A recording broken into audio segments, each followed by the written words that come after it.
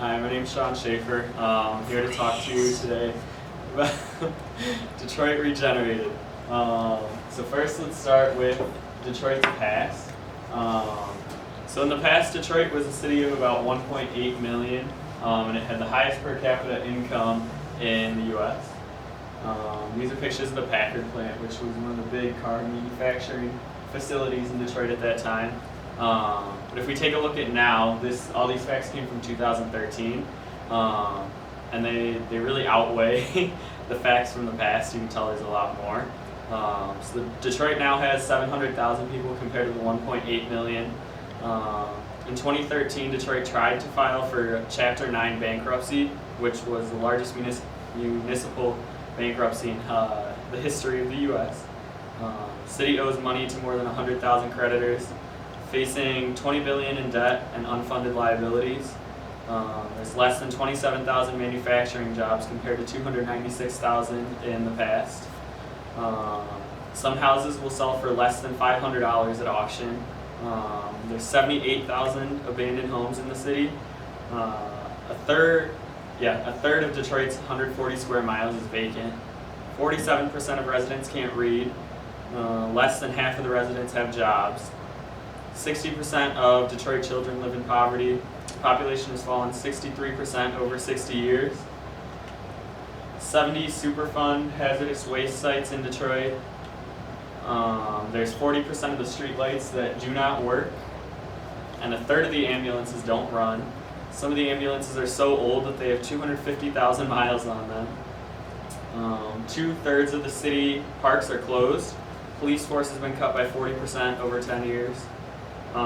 Police take an average of 58 minutes to respond to calls. Most police stations are only open 8 hours a day due to budget cuts. The violent crime rate is 5 times higher than the rest of the U.S. And the murder rate is 11 times higher than New York City, which is one of the other higher rates in the country. Police solve less than 10% of Detroit's crimes. In some neighborhoods, as much as 83% of the population lives below the poverty line. And in 2010, Detroit had 106 youth homicides and 12,000 youth arrests.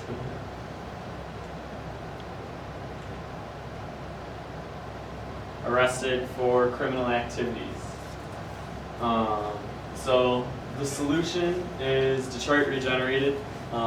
It's a project that I came up with, and it's to repurpose Detroit's vacant farmland. So basically take vacant land and sponsors from generous donors to grow fruits, vegetables, maybe smaller livestock like chickens and stuff like that, to help give jobs to Detroit's homeless, Detroit's troubled teens, and to keep them off the streets, keep them from getting in trouble.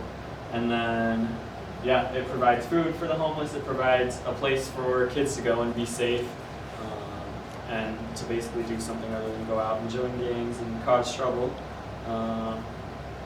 It's also going to provide a worthwhile use for vacant land, and then again give homeless people kind of like a meaning. Rather than begging all day, they can actually work for the food and work for a better city.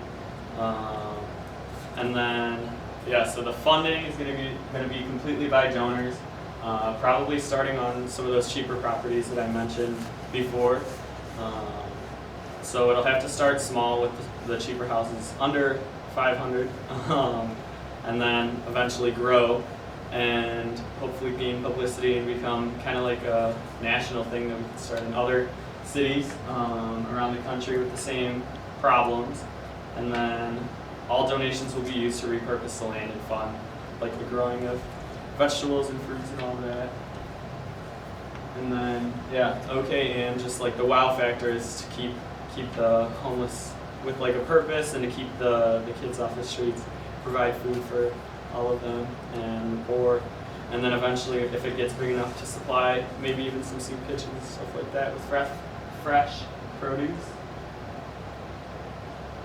I totally forgot to skip slides, but that's pretty much it.